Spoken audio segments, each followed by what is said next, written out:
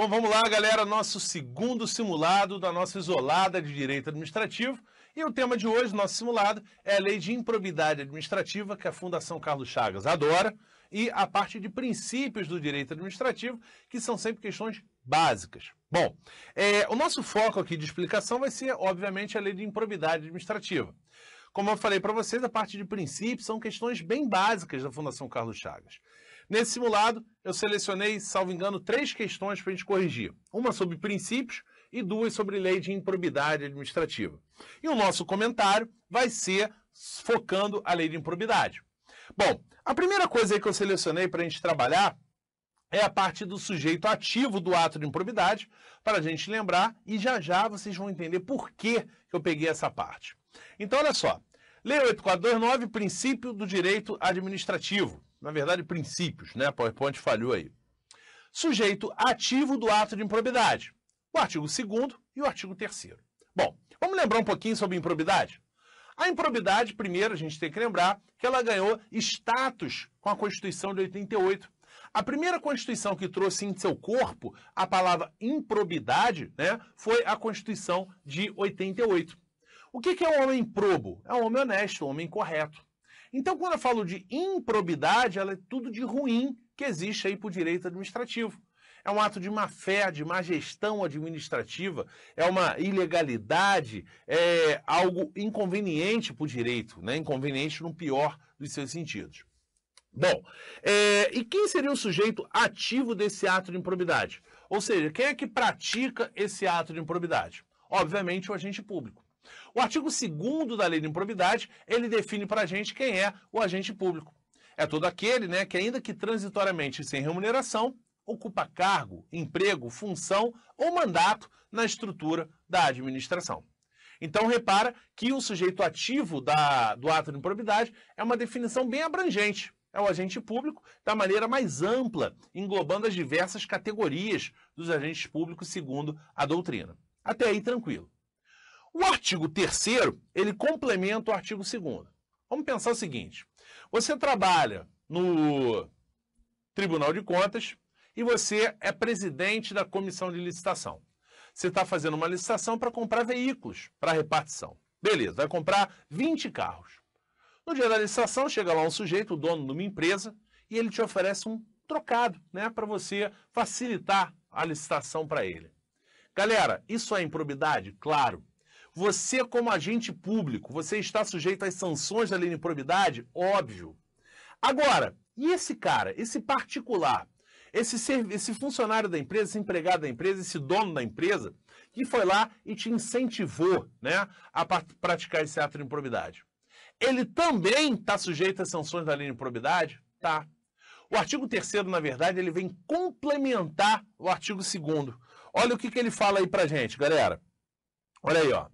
As disposições dessa lei são aplicáveis no que couber àquele que, mesmo não sendo agente público, induza ou concorra para a prática do ato de improbidade, ou dele se beneficie sob qualquer forma, direta ou indireta. Então, repara, mesmo aquele que não é agente público, mas que induziu, concorreu ou se beneficiou da prática do ato de improbidade, vai estar sujeito às sanções da lei de improbidade. É o artigo 3º da nossa lei de improbidade. Então, cuidado. O agente público, via de regra, é o sujeito ativo do ato de improbidade. Mas aquele particular que não é agente público, que não tem uma ligação com a administração, mas que induziu, concorreu ou se beneficiou da prática do ato de improbidade, ele também vai estar sujeito às sanções da lei de improbidade. Primeiro detalhe importante.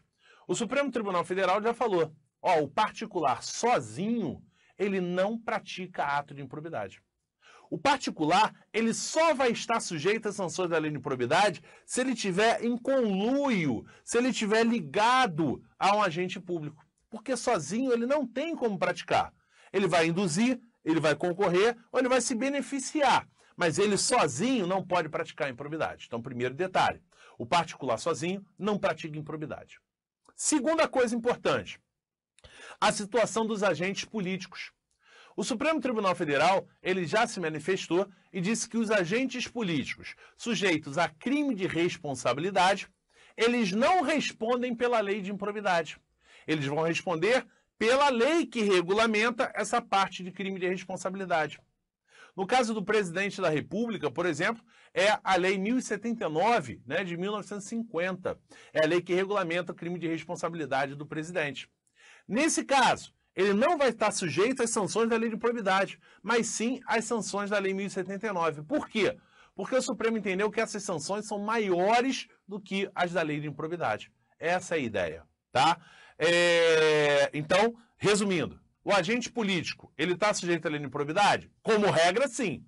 Agora, aquele agente político sujeito a crime de responsabilidade, não. Aí ele vai responder pela lei de crime de responsabilidade. Então, cuidado com essa afirmativa. Não é qualquer agente político, tá? É só o agente político que está sujeito a crime de responsabilidade.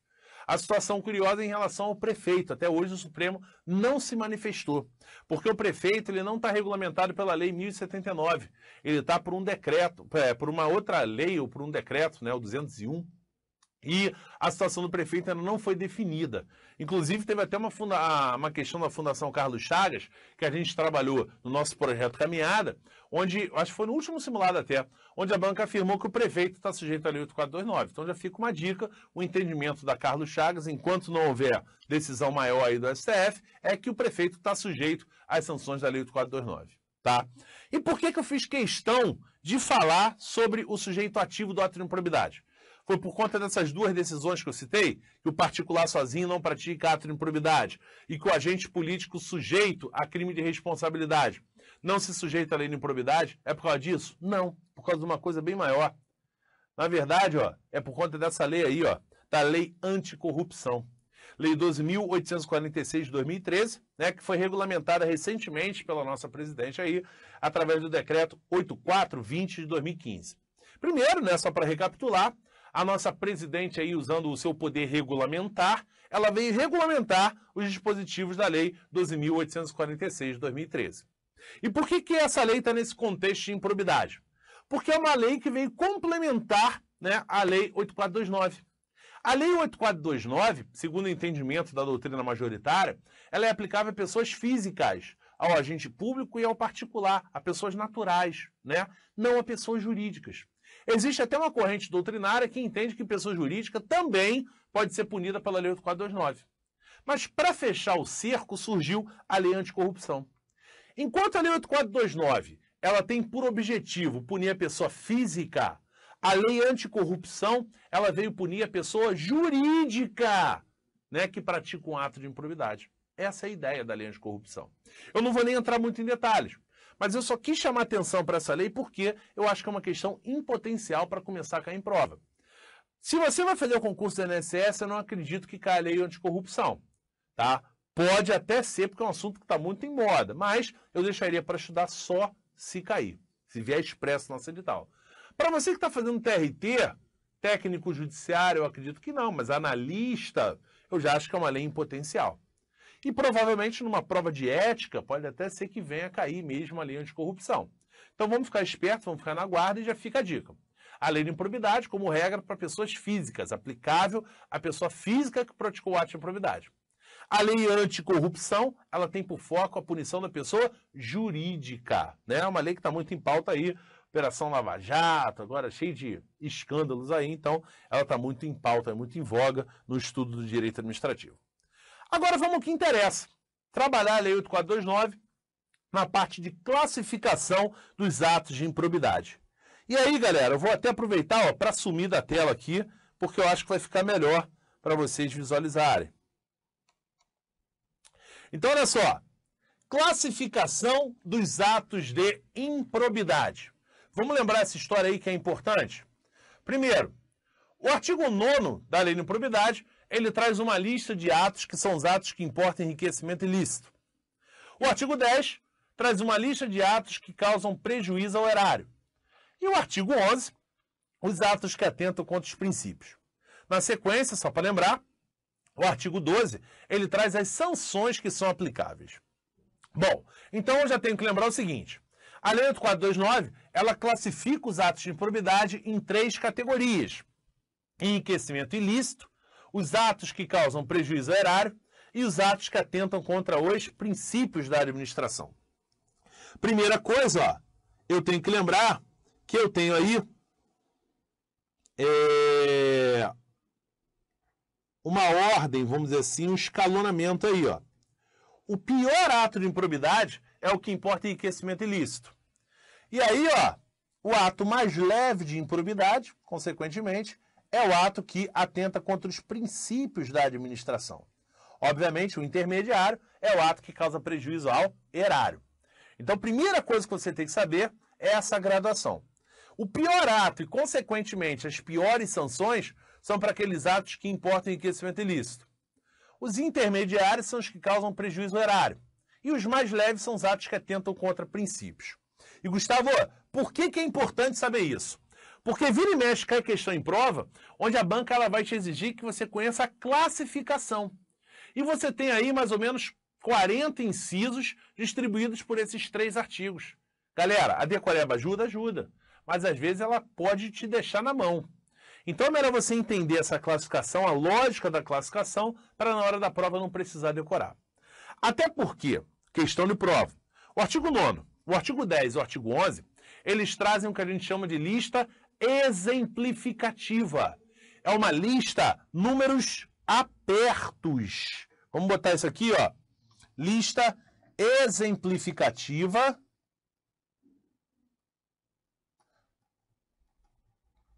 Ou, traduzindo para o latim, é uma lista números apertos. Como assim, Gustavo?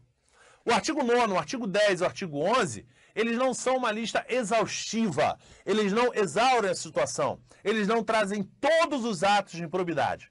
Eles trazem alguns exemplos. O artigo 9º traz exemplos de atos que importam em enriquecimento ilícito. O artigo 10, exemplos de atos que causam prejuízo erário. E o artigo 11, exemplos de atos que atentam contra os princípios da administração. Então, isso é questão de prova. É uma lista aberta, é uma lista números apertos ou exemplificativa. Esse é o primeiro detalhe. Segundo, a lista graduou. O pior ato de improbidade é o enriquecimento ilícito, o intermediário é o que causa prejuízo erário, e o último é o mais leve, é o ato que atenta contra os princípios. A doutrina costuma dizer que o ato que atenta contra os princípios da administração, ele tem caráter subsidiário. Como assim, Gustavo? É o que sobra. Se não for nem enriquecimento ilícito e nem ato que causa prejuízo erário, aí eu vou enquadrar no artigo 11. Então, na hora de classificar, você vai sempre tentar jogar o cara no pior enquadramento. Ele vai primeiro tentar ser enquadrado no ato que importa, enriquecimento ilícito. Se não for possível, você passa para o causa prejuízo erário. Se não for possível, o que sobra vai para o ato que atenta contra os princípios da administração. Tá? Então, a gente diz que tem caráter subsidiário, caráter supletivo. Tá? Agora, qual a diferença entre o artigo 9º e o artigo 10? A diferença básica. O ato que importa, enriquecimento ilícito, o beneficiário é o autor. Ou seja, o cara praticou para ele mesmo se dar bem. Se você for dar uma lida no artigo 9º, vai pelo verbo, que te ajuda muito na hora de você gravar. Na característica do artigo 9º é receber vantagem, perceber vantagem, utilizar. Ou seja, ele está praticando o ato de improbidade para ele mesmo se dar bem.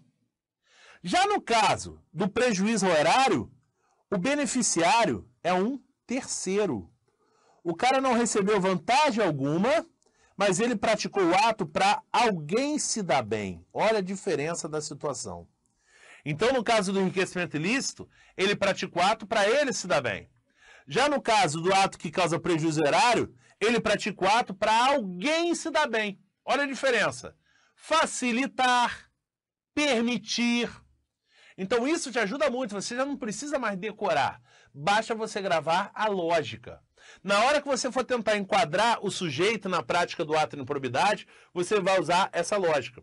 Primeiro, tentar enquadrar ele no pior, no enriquecimento ilícito. Se não for possível, você vai para o que causa prejuízo erário. Se ainda assim não for possível, você vai para o ato que atenta contra os princípios. O ato que atenta contra os princípios tem caráter subsidiário, o que sobra, né? Característica do enriquecimento ilícito. O beneficiário é o próprio autor. Utilizar, perceber, receber. Já no ato que causa prejuízo erário, o beneficiário é um terceiro. Ele praticou o ato para alguém se dar bem. Facilitar, permitir, deixar, né? Então, alguém se deu bem nessa história. Outro detalhe importante. O Supremo Tribunal Federal já entendeu que no caso do enriquecimento ilícito, só se admite a conduta dolosa. Da mesma forma, no ato que atenta contra os princípios. A única situação que pode ser dolo ou culpa é no caso do ato que causa prejuízo ao erário.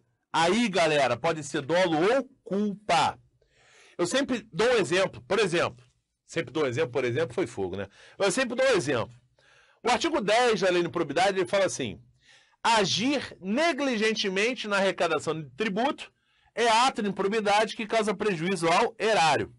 Ou seja, agir negligentemente. Galera, se eu estou falando de negligência, eu estou falando de culpa. Então, repara, eu não preciso nem usar o macete. Se tem culpa, só pode ser prejuízo ao erário.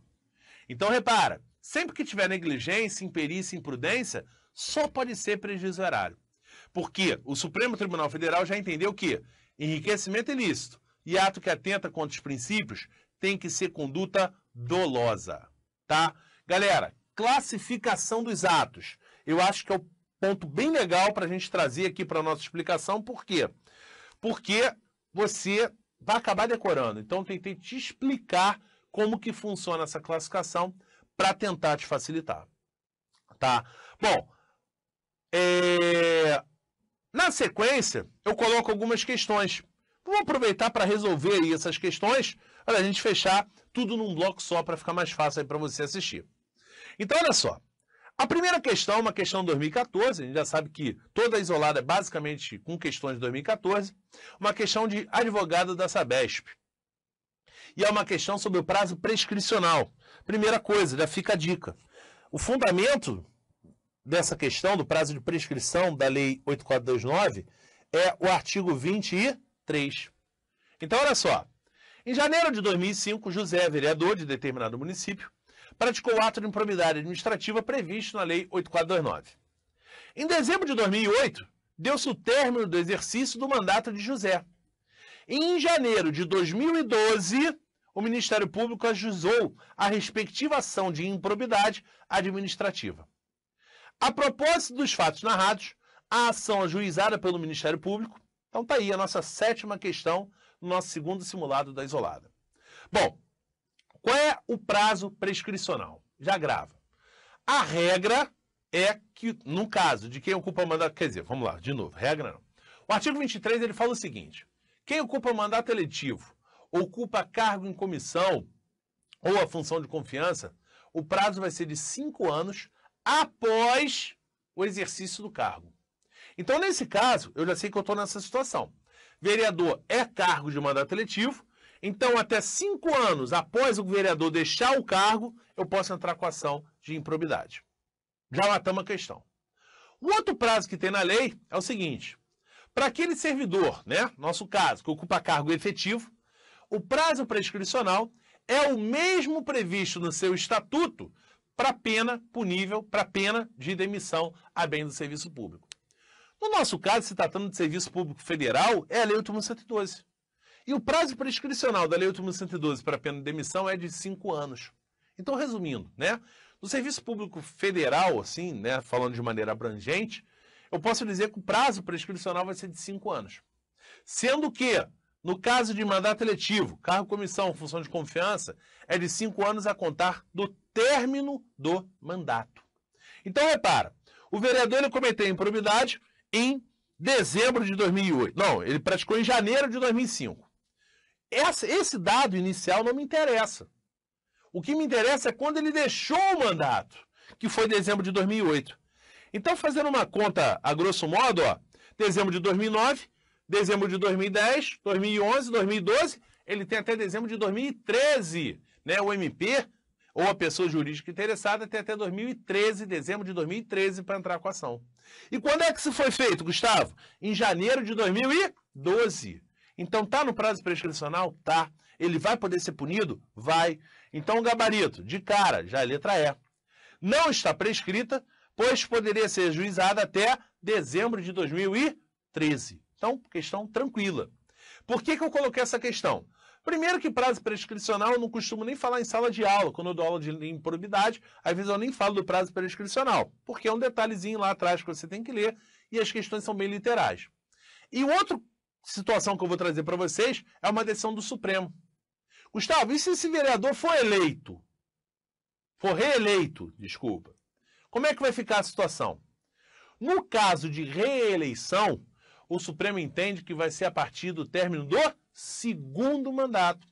Então, se por acaso o vereador José, ele tivesse sido reeleito, né, e ele assumisse um novo mandato em janeiro de 2009, eu só ia contar esse prazo de 5 anos após o término do mandato, ou seja, em dezembro de 2013, que seria quando terminaria esse novo mandato, eu teria mais 5 anos para entrar com essa ação de improbidade. Então, acho que o grande lance dessa questão é gravar essa decisão do Supremo Tribunal Federal. Se o vereador, se o detentor de mandato eletivo for reeleito, a contagem do prazo prescricional é a partir do término do mandato da reeleição. Beleza? Essa é a dica mais interessante aí pra gente. A outra questão trabalha com essa situação de dolo ou de culpa, né? Nos atos de improbidade. Então, é uma questão de analista administrativo de 2014. Vou sumir da tela para a gente poder dar uma lida na nossa questão. Então, olha só. Francisco, servidor público federal, está sendo processado em ação de improbidade administrativa. Segundo o MP, autor da demanda, Francisco teria ordenado a realização de despesa não autorizada em lei. Então tá aí. Ele autorizou uma despesa sem fundamento legal. Para que Francisco seja condenado pela justiça, deve ficar provado que sua conduta foi. Para a galera que gosta de decorar, já vai achar isso lá no artigo 10. Ou seja, eu já sei que é um ato de improbidade que causa enriquecimento ilícito. E aí, galera, fica fácil. Olha só. Se ele ordena uma despesa que a lei não autoriza, que não tem fundamento legal, primeiro, tá claro que ele ganhou alguma vantagem para fazer isso? Não. Então, desculpa, eu botei enriquecimento ilícito? Não. É prejuízo ao erário. Foi mal. Então, olha só. Primeira coisa, vamos pensar sem decorar. Ordenou uma despesa não autorizada por lei, sem fundamento legal. Tá claro que ele se deu bem? Não. Em nenhum momento eu falo que ele recebeu vantagem para fazer isso. Então não é enriquecimento ilícito. Agora, tá claro que alguém se deu bem? Claro. Alguém que recebeu essa verba pública sem fundamento legal se deu bem na história. Então, nesse caso, eu tenho um exemplo de ato de improbidade que causa prejuízo ao erário, que causa dano ao erário. E é óbvio, se eu autorizo uma despesa sem fundamentação legal, é óbvio que o erário está sendo prejudicado. É óbvio que os cofres públicos estão sofrendo um prejuízo. E aí, o que eu tenho que lembrar? Se é ato de improbidade que causa lesão ao erário, que causa prejuízo ao erário, a conduta pode ser dolosa ou culposa. É o único caso em que se admite a conduta culposa. Então agora ficou mole a nossa questão. Olha o gabarito. Para que Francisco seja condenado pela justiça, deve ficar provado que sua conduta foi dolosa ou culposa e causadora de prejuízo ao erário. Além de dolo e culpa, é óbvio que eu vou ter que provar também que teve um efetivo dano ao erário. Tá? Beleza? Tranquilo, galera? Mole, mole. Na sequência, para finalizar aí nosso simulado 2 da primeira isolada, eu tenho aí uma questão sobre princípios do direito administrativo e acaba sendo uma questão bem light. Como eu falei para vocês, a Fundação Carlos Chagas, quando ela trabalha as questões de princípios, ela trabalha de forma bem light.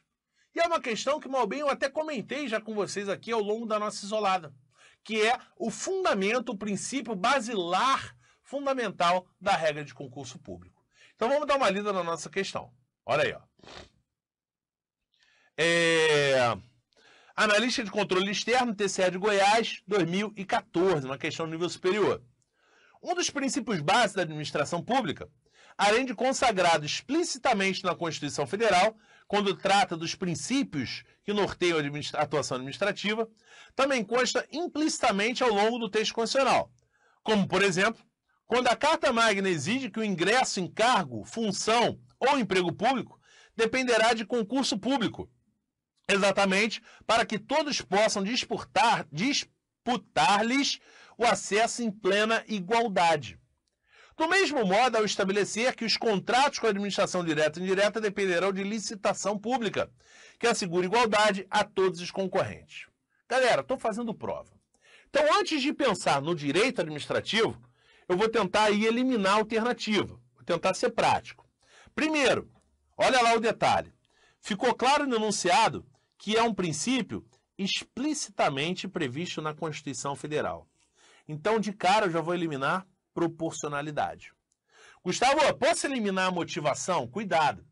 Alguns doutrinadores entendem que a motivação está expressa lá no artigo 93, inciso 10 da Constituição Federal, onde fala que as decisões administrativas do Poder Judiciário devem ser motivadas. Então, é muito discutível se a motivação tem fundamento constitucional ou não. O fato é que ela não está no artigo 37. Normalmente, a Carlos Chagas vem entendendo que o princípio explicitamente previsto na Constituição é o famoso LIMP. São aqueles que estão lá no caput da Constituição. Mas fica a dica, a motivação é discutível. Então eu na prova vou tomar todos os cuidados e não vou eliminar a motivação. Agora vamos pensar. Eu estou falando aí de concurso público e eu estou falando de licitação. E eu quero saber qual é o fundamento básico, o princípio básico do concurso público e da licitação. Na verdade, eu tenho dois fundamentos. Um deles, a própria questão já falou, que é o fundamento da isonomia, que eu já comentei com vocês dentro da nossa caminhada. Em outras palavras, Gustavo, por que a administração faz concurso público? Para assegurar igualdade, isonomia entre todos que querem ter a chance de ingressar no serviço público. Gustavo, por que a administração faz licitação? Para assegurar igualdade de condições entre todos que querem ingressar no serviço público. Então é óbvio que o fundamento básico da regra do concurso, da regra de licitação é a isonomia. Mas eu não posso esquecer que, paralelamente a essa isonomia, eu também tenho aí descaradamente a impessoalidade. Eu faço concurso para a administração ser impessoal na hora de escolher os seus servidores. Eu faço licitação para a administração agir com impessoalidade na hora de contratar, para que ela não vá beneficiar um amigo. Essa é a ideia. Então, sempre que eu falo de isonomia, né, eu tenho um quê de impessoalidade. A impessoalidade, né, quando ela aparece em concurso, ela aparece sob diversos prismas, né? Eu tenho a impessoalidade com fundamento na igualdade, que é o caso aqui em questão. Eu tenho a impessoalidade com aquele fundamento de não deixar que o administrador se utilize da máquina pública para beneficiar, para se beneficiar. Por exemplo, se o prefeito do Rio de Janeiro faz uma obra, ele não pode dizer que a obra foi do prefeito. Não, a obra foi da prefeitura do município do Rio de Janeiro. Seria aquele quê da impessoalidade visando a promoção pessoal do agente público, lá do artigo 37, parágrafo 1º. Então eu tenho impessoalidade como sinônimo de igualdade, que é o caso da questão.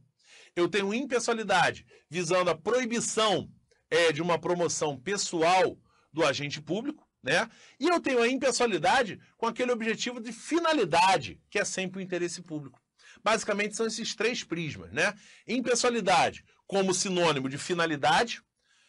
Segundo, impessoalidade como sinônimo de isonomia. E terceiro, impessoalidade evitando a promoção pessoal do agente público. Só para reforçar a ideia da finalidade, é aquela questão tradicional de desvio de finalidade que aparece em prova. Servidor foi removido de ofício para outra localidade. Fui eleito prefeito e meu primeiro ato, desapropriar meu inimigo político. Repara, galera, nessa segunda situação, se eu estou desapropriando meu inimigo político, eu não estou atingindo o interesse da coletividade, eu estou atingindo o meu interesse particular. Isso é desvio de finalidade Isso fere o princípio da impessoalidade. O administrador ele tem que ser impessoal. Ele não pode querer atingir o seu interesse particular, mas sim o interesse da coletividade. Tá? Então, grava isso. Em prova, a impessoalidade ela tem essas três acepções, esses três prismas, né? Sinônimo de finalidade, sinônimo de isonomia e impessoalidade como proibição de promoção pessoal do agente público. Beleza, galera? Com isso, a gente terminou o nosso simulado 2 da nossa primeira caminhada, da nossa primeira isolada de direito administrativo do blog Se Joga Galera. No nosso próximo simulado, deixa eu só dar uma colada aqui, já está até aqui na... a gente vai falar sobre estrutura da administração pública e responsabilidade civil do Estado. Então, qual é a ideia? Antes de receber o simulado, já senta e estuda. Pega lá um materialzinho que você tem, dá uma estudada nesses tópicos para poder fazer o simulado e vir tirar uma eventual dúvida aqui comigo. Beleza, galera? Então, até a próxima. Grande abraço.